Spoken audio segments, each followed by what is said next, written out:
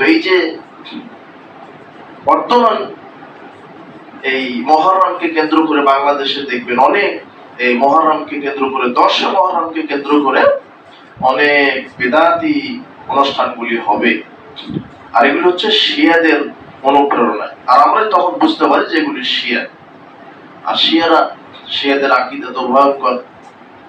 শিয়াদের দ্বারা প্রভাবিত হয়ে আজকে বাংলাদেশের অনেক মুসলিম ঈমান হারা হয়ে যাচ্ছে।